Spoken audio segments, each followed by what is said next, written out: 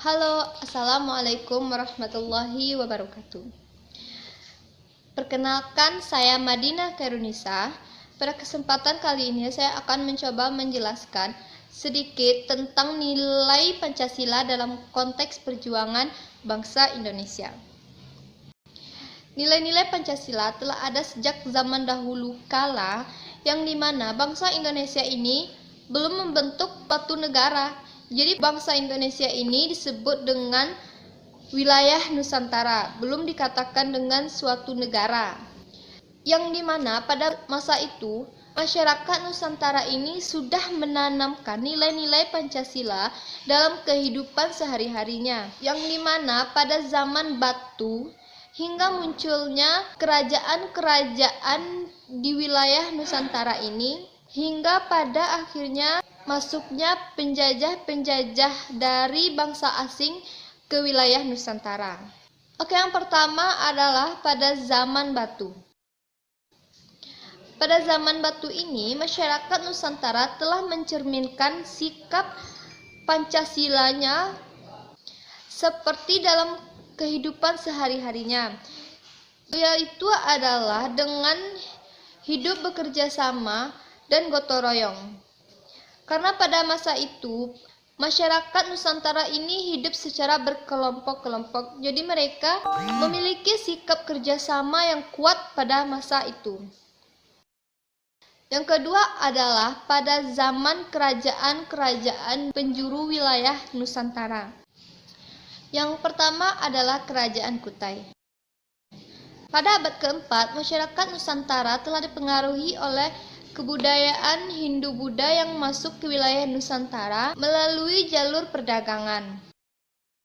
Masyarakat Kutai adalah masyarakat yang membukai sejarah pertama kalinya di wilayah Nusantara ini dengan memiliki nilai-nilai sosial, politik, dan ketuhanan. Jadi pada kerajaan ini mereka telah menganut suatu kepercayaan. Yang kedua adalah Kerajaan Sriwijaya. Pada Kerajaan Sriwijaya memiliki cita-cita tentang kesejahteraan bersama dalam membentuk suatu negara yang tercermin pada Kerajaan Sriwijaya ini, yang berbunyi Marfuat Fanua Sriwijaya Sidayara Subika, yang memiliki makna suatu cita-cita negara yang adil dan makmur.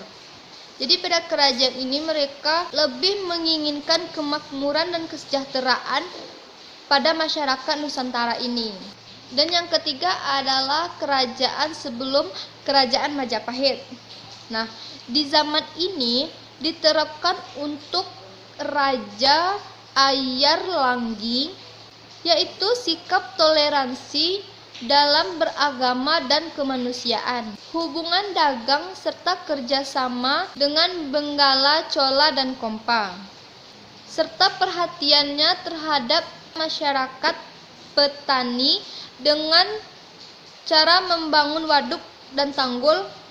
Jadi Raja Ayar Langgi ini lebih mementingkan kesejahteraan terhadap rakyatnya. Selanjutnya adalah pada masa Kerajaan Majapahit. Nah, pada masa Kerajaan Majapahit ini memiliki puncak kejayaannya, yaitu pada masa kepemimpinan Hayam Wuruk. Hayam Wuruk ini didampingi oleh seorang Mahapatihnya yang luar biasa, yaitu adalah Mahapatih Gajah Mada. Mahapatih Gajah Mada ini memiliki suatu keinginan yang luar biasa, yaitu ingin mempersatukan seluruh wilayah Nusantara ini dengan sumpah palapanya. Dan yang ketiga adalah pada zaman penjajahan. Setelah runtuhnya Kerajaan Majapahit di Nusantara, maka disitulah berkembanglah secara pesat agama Islam di Nusantara ini. Dengan itu, banyaklah kerajaan-kerajaan Islam berdiri di Nusantara ini, seperti Kerajaan Demak di Aceh. Nah, beriringan dengan itu juga bangsa-bangsa Eropa datang ke wilayah Nusantara ini. Awalnya ia ingin menjalin hubung dagang kepada masyarakat Nusantara ini. Namun pada akhirnya karena masyarakat Nusantara ini mereka itu lemah lembut, ya kan, sikap toleransinya itu besar gitu kan. Jadi bangsa-bangsa Eropa ini ingin menjadikan bahan praktek untuk penjajahannya. Jadi di Nusantara ini mereka mulai menjajah ya. Nah, karena masyarakat Nusantara ini setelah tahu ya maksud dan tujuan bangsa-bangsa Eropa ini masuk ke wilayah Nusantara, yaitu ingin menguasainya juga. Nah, jadi muncullah perlawanan oleh masyarakat Nusantara ini kepada bangsa-bangsa Eropa tersebut. Namun karena tidak adanya sikap persatuan dan kesatuan bangsa Indonesia ini, maka perlawanan mereka otomatis sia-sia kan. Nah, jadi mereka berpikir bagaimanakah caranya agar bangsa Eropa ini tidak menjajahnya lagi dan masyarakat Nusantara ini bebas gitu kan. Masyarakat Nusantara ini tidak diperlakukan seperti layaknya manusia ya, karena disuruh kerja keras itu segala macam. Jadi mereka ingin kebebasan. Pada masa itu juga banyaklah gerakan-gerakan yang ingin mendirikan wilayah Nusantara ini itu menjadi sebuah negara yang memiliki kemerdekaan dengan kekuatannya sendiri.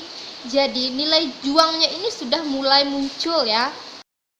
Nah, pada saat pemuda-pemudi Nusantara ini sudah mulai memiliki sikap perjuangannya mereka, muncullah sosok pahlawan, seolah-olah dia jadi pahlawan ya ke wilayah Nusantara ini, itu adalah Jepang.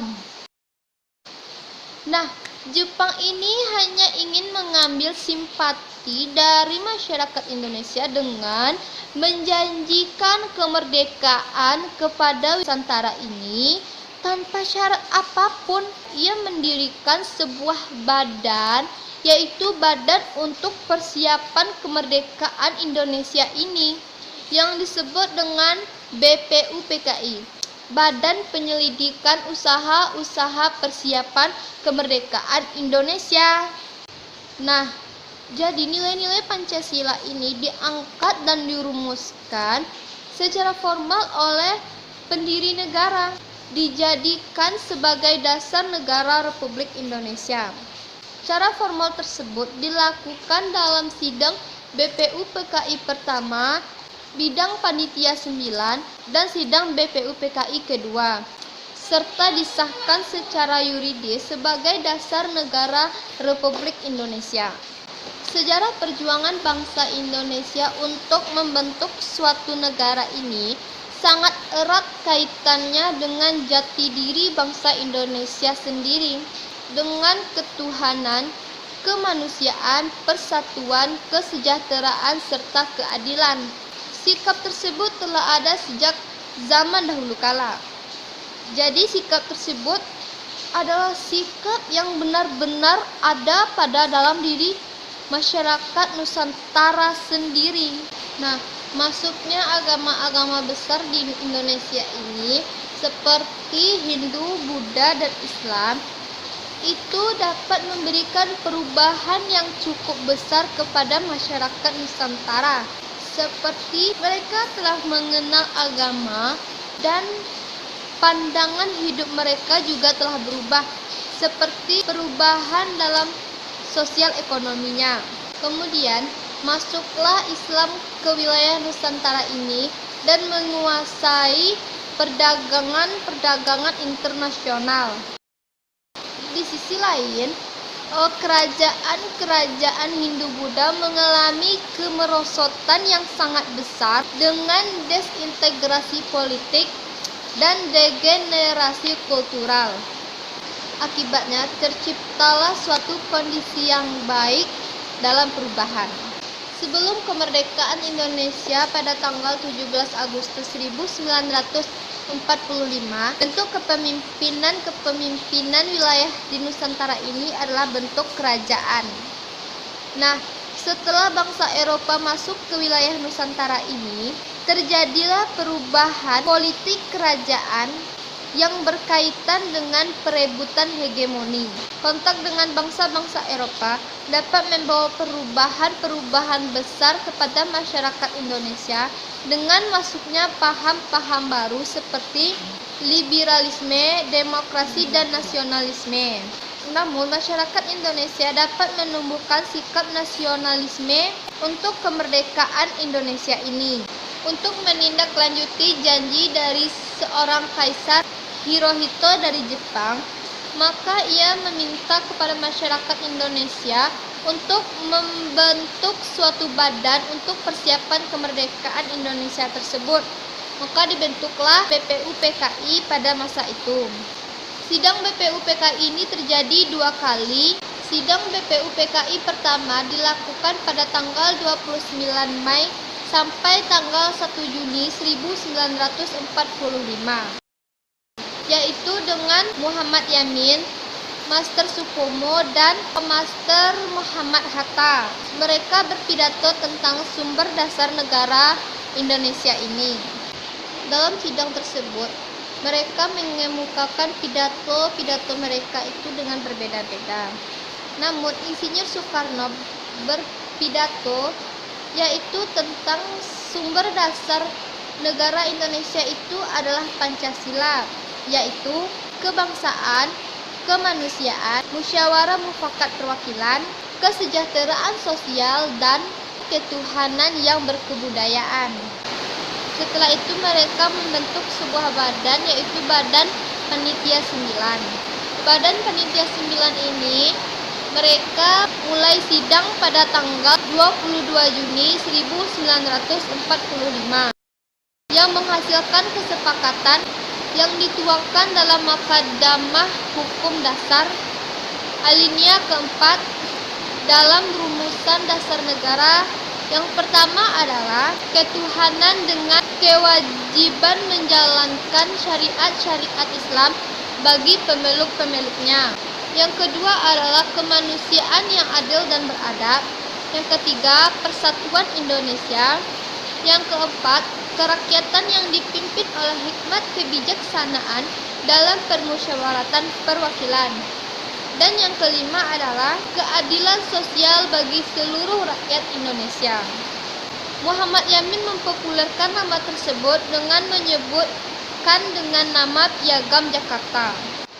Setelah itu, dilanjutkan dengan sidang BPUPKI kedua pada tanggal 10 Juli 1945. Pada sidang ini mereka dapat menghasilkan yaitu sebuah materi undang-undang dasar dan penjelasannya, dan telah menentukan bentuk negara Indonesia ini yaitu adalah republik. Seiring dengan itu, dibentuk pula lah panitia kecil yang disebut dengan PPKI yang melanjutkan tugas dari BPUPKI ini. Setelah itu, seiring dengan kekalahan Jepang, pemuda-pemudi masyarakat Indonesia mendesak Insinyur Soekarno dan Muhammad Hatta untuk memproklamasikan kemerdekaan Indonesia ini. Maka Insinyur Soekarno-Hatta setuju untuk memproklamasikannya pada tanggal 17 Agustus 1945. Indonesia resmi merdeka atas nama bangsa Indonesia. Sehari setelah kemerdekaan Indonesia ini diproklamasikan oleh Soekarno-Hatta, PPKI melakukan sidang pertamanya. Dalam sidang pertama ini mereka melakukan perubahan. Yang pertama adalah pada Pancasila pertama, yaitu dengan menghilangkan 7 kata dalam sila pertama ini dan diganti dengan kata yang Maha Esa. Jadi pada Pancasila yang pertama ini adalah ketuhanan yang Maha Esa dan beberapa perubahan pada rancangan Undang-Undang Dasar. Di saat itu juga, Undang-Undang Dasar dan pasal-pasal Undang-Undang Dasar disahkan menjadi Undang-Undang Dasar negara Republik Indonesia. Bersamaan pula dengan itu, Insinyur Soekarno diangkat dan disahkan menjadi Presiden pertama Indonesia dan didampingi oleh Muhammad Hatta sebagai Wakil Presiden pertama di Indonesia. Di dalam sidang tersebut, mereka juga membicarakan tentang rancangan peralihan di dalam aturan tersebut dan dinyatakan pembentukan KNIP yang bertugas untuk membantu Presiden. Nah, sekian dulu penjelasan dari saya tentang nilai Pancasila dalam konteks perjuangan bangsa Indonesia ini. Jika ada kekurangan, mohon maaf. Assalamualaikum warahmatullahi wabarakatuh.